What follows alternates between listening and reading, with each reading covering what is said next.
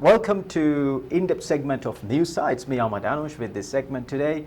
And yeah, archaeology. Archaeology is the study of cultures of the past and of periods of history by examining the remains of buildings and objects found in the ground. It's an interesting subject. We can do a lot to promote the tourism and also other areas of the country, I should say. Professor Haour is visiting Maldives, and she is doing collaborative work with different authorities. And to give you more information about her trip, joining me is Professor Haour. Hello, thank you for having me. Professor Anne, very warm welcome to our News Hours in-depth segment. Thank you. It's a pleasure to have you. Nice to be here, thank you. Archaeology, what's the speciality of archaeology? That's long ago we are digging, and some people say that we should always move forward, leave the past. And what's the most unique thing, and why should we be concerned about archaeology? Any country, whether it's Maldives or the UK or anywhere. And also I want to highlight to the audience that Professor Haour is the Professor in the Arts and Archaeology of Africa at the Sainsbury Research Unit in University of East Anglia, UK. That's right. So they do say what you say, that we should move forward, but they also say that you cannot move forward. You don't know where you're going if you don't know where you came from. And so archaeology is concerned with finding out where we came from, our shared human story, and we do that through the material remains, the objects and the buildings and the structures that people left behind. So it's quite a unique discipline because all we can use is what people left in the ground, things that have lost or deposited or built, and that we come and excavate and find. So it's the deepest information we can have about our past. So it's all about archaeology, it's all about what we can touch. It is, absolutely, tangible remains.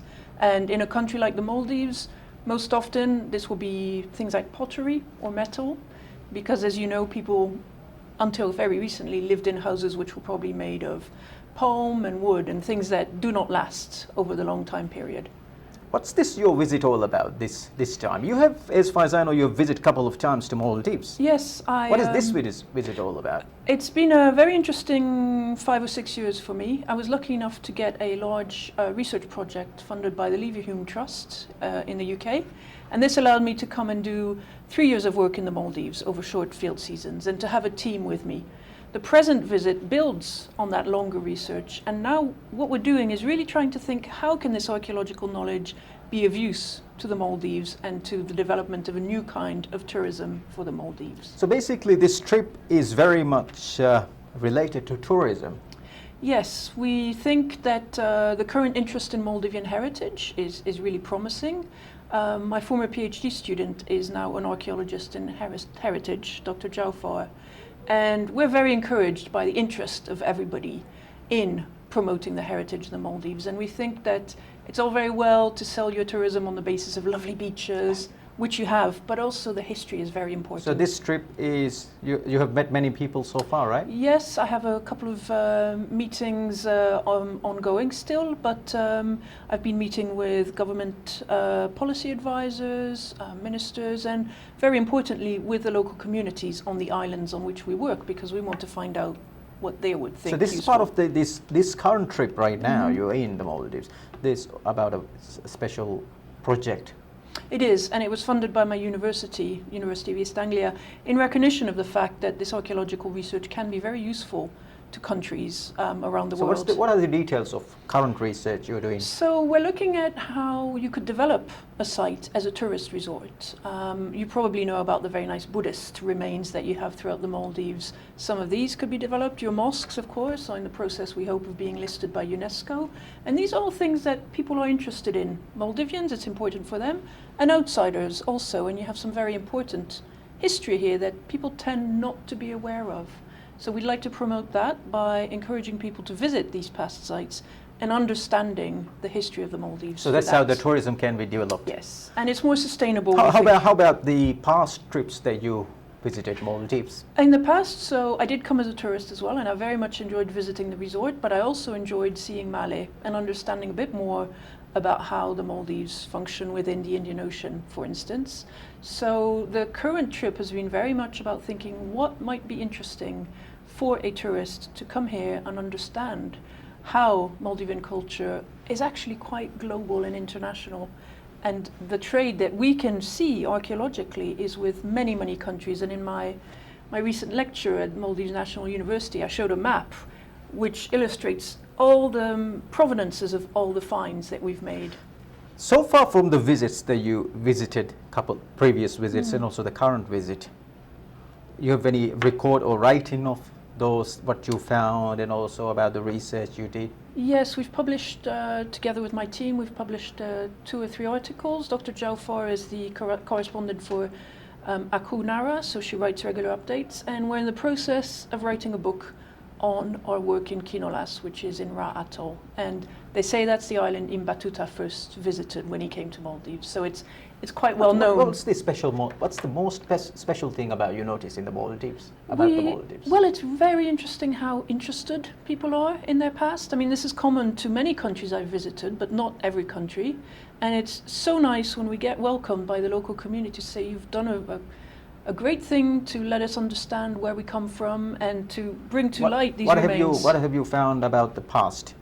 We found, as I mentioned, some wide-ranging connections from China to Syria. Syria? Yes. How is Syria? Pottery basically, always. Used for what? We think probably brought here as a container for something and then reused by people as an important... That's how long ago? Between 600 and 400 years ago. And we have some 800-900 years also remains, but more. How about the trade those days? How can you trace? How far you can trace the trade? We can trace to China. We can trace to the Middle East. I would like to trace to East Africa. That's a personal interest. That's of how mine. long ago? Yeah. Oh, how about? I think your oldest date is from Kashidu, which is Kashidu. Yes, Kashidu. Yes, excavated by my Norwegian colleague Egil Mikkelsen, and that is about 1500 years ago. But we're pretty sure there's older materials here. The assumption is people settled the Maldives from Sri Lanka. So when we study archaeology, when you study archaeology, we would know how you identify that the life of the previous people, generations of people. We have a lot of evidence. We can only use what doesn't, which is non-perishable. So we don't get wood or paper or anything like that. It would just. In Egypt you do, in some places, very arid countries, you get that. Not here, not in most places. But what you do get is bone. Fish bone, a lot of fish bone in the Maldives, you wouldn't be surprised to hear.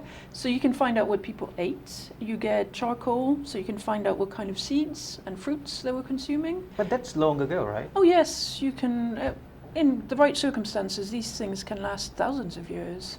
And again, most parts of the world have no written history. So the only way you're going to find out is through archaeology.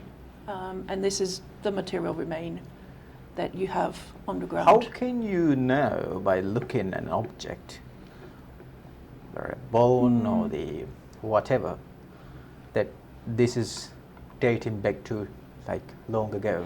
Well, it's an enormous process of teamwork. You have to look at the objects in collaboration with people who know particular. So we have the glass is being studied by one set of people, the charcoal by another set of people, the beads by someone else, the metal by someone else. And they look at it on terms of what does it look like. So my thing is pottery, so I know quite a lot about pottery. Your specialization? Yes. Yeah. Pottery, I mean... Potsherds, broken pots. Yeah. I can tell you roughly where it comes from and so how old it is. That's your specialization? Yes, they're nice things. I enjoy studying pottery. I've got very interested in cowrie shells, so that was a point about my lecture. Oh, I should talk about this time also about a lecture. You gave a lecture at the... in this visit, you gave a lecture, and it's called the title of the lecture is it's about medieval cowrie trade. The Maldives is a provider of a global commodity. Commodity, yes. Commodity, yeah. What is this lecture all about? The lecture you gave. One of the very unique things about the Maldives is that from about 1,000 years ago, if not before, we start hearing accounts that the Maldives are producing these cowrie shells. You call them kudibuli. And people really wanted them all around the world. You get them brought to China, you get them brought to West Africa.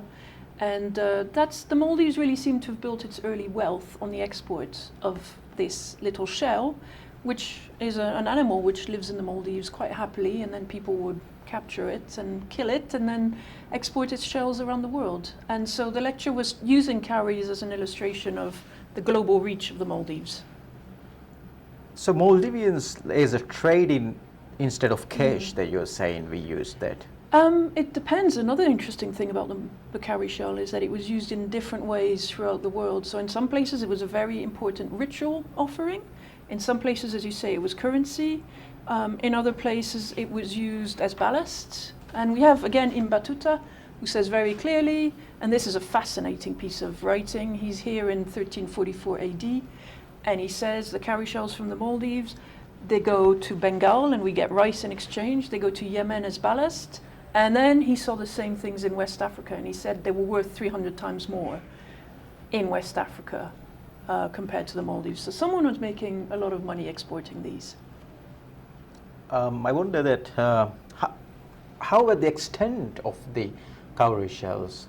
I mean, we used a lot? Yeah, billions. I mean, particularly Billions. after the European impact on trade systems after 1500 AD.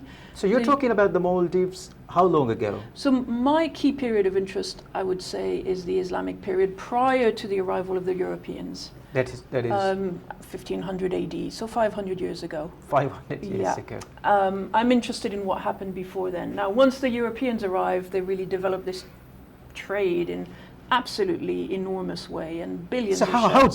deep in the ground you can see that?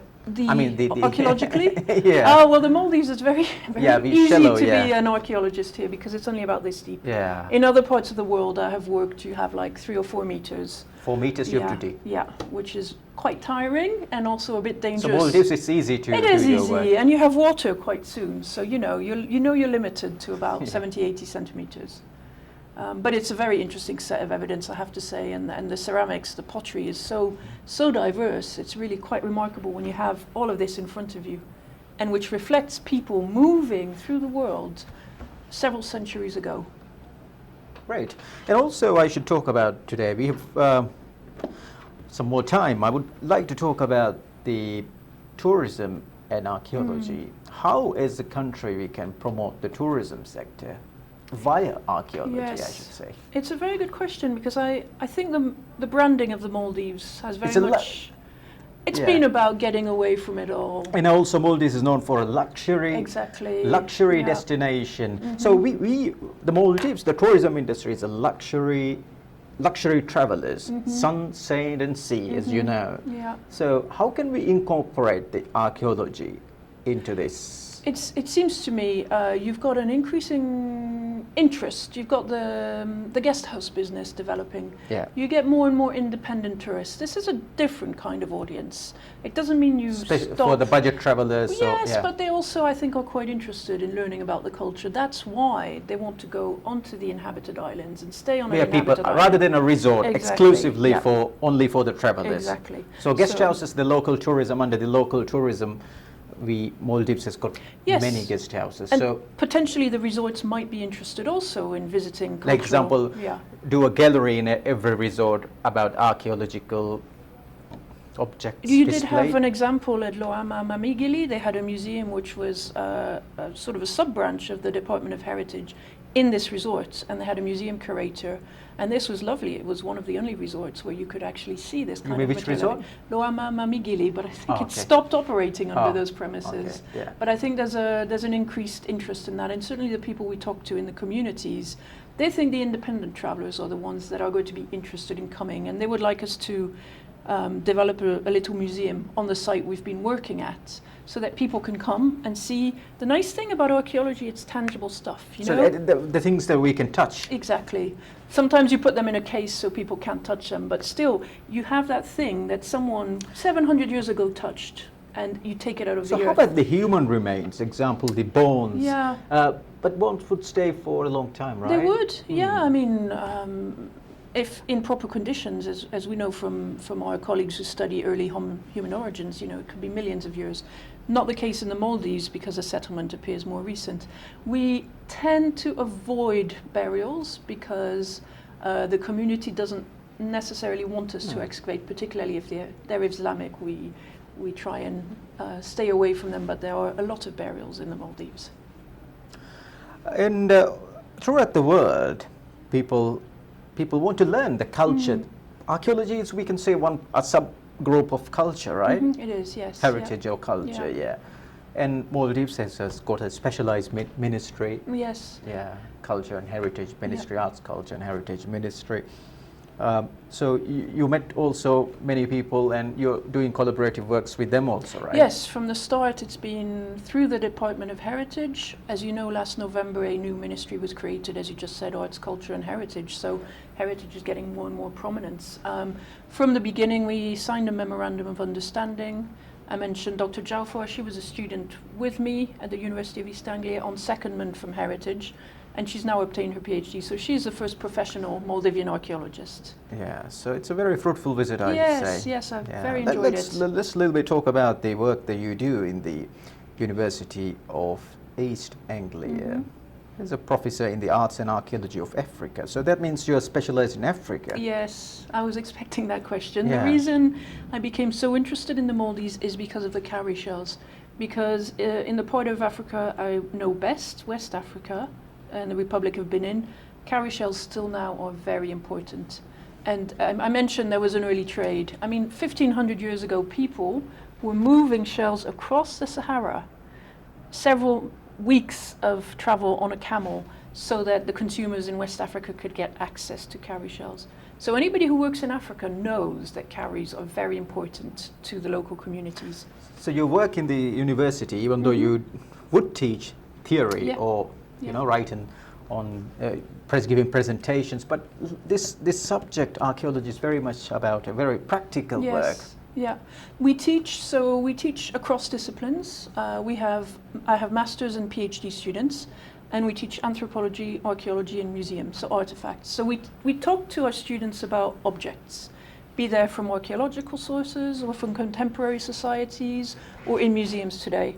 And when I do fieldwork, like in the Maldives or in West Africa, I leave my office for a period of 2 to 6 weeks. So every year or so, it depends on my commitments and on the projects I have ongoing. And then that's when you go into your field and you collect the data, which you then take back to your office and work on for a period of years. Let's talk about the UK. UK is a known destination for arts and culture. London is one of the best places in terms of the arts and culture. Yes, and it's a good point to make, because the city I live in, Norwich, used to be the second richest and biggest city in the UK, and this was 400 or 500 years ago again. And there was a time when people thought these old buildings they should be torn down and replaced by modern constructions. Fortunately, that did not happen, because now it's a major attraction for tourism. It's one of the best preserved medieval cities in Europe, so people come to see that kind of thing. So I suppose I would just say, if you move too fast in modernizing and tearing down old buildings, there may come a time in the future when you think, ooh, if we still had that heritage, people would be very interested to visit it. Why we should protect our heritage? Why? Well, How would you explain that? How will you convince a minister, not from this country, any minister of a government who's trying to, example, demolish or authority who is not that much concerned or compromise in the arts and culture? Of course, it's a difficult question, and I think you had the UN Special Rapporteur here recently, and she made the point that it's about cherishing your cultural diversity and understanding how things were in the past. In the terms of the Maldives, I think the Maldives were really at the center of a very, very important network of exchange. They were key players in the medieval economy. And that's quite a nice thing to think about, because the world is now quite different, and certain countries are more powerful than others, and I think it's always salutary to look back and think this has not always been the condition of things. Then you can make the tourism and marketing argument and say that there is an appetite for tourism and that people want to see these archaeological sites. You mentioned the UK, but look at Greece, look at Egypt. People want to see archaeological remains. It's a big driver for sustainable tourism. And you're talking about sustainable tourism. You think how important for this country? Well, everybody's talking about climate change. Obviously, having visitors fly in is probably detrimental, but if you can decrease the footprint of visitors, that is a good thing. I think if you can make them appreciate Maldivian heritage and culture and think a bit more about the plurality of cultures, I think that helps in a more socially inclusive way of being, I think. Let's move on another topic. When would you be visiting again Maldives? I don't know. It's all in our discipline, like in many others. It's whether you get funding. So you apply for funding. You say, "I've got a really good idea. This is what I'd like you to fund me to do." I really hope to be able to come back soon because I think you have some wonderful archaeology and some wonderful culture and heritage here. Yeah, Professor Anne-Claire Haour, thank you very much for taking part on this very special interview. Thank you for having me. It's a pleasure to have you, and good luck. Thank you very much. Goodbye. Thank you. Thank you. So that's it for today. Thank you for watching in-depth segment of News Hour. Goodbye.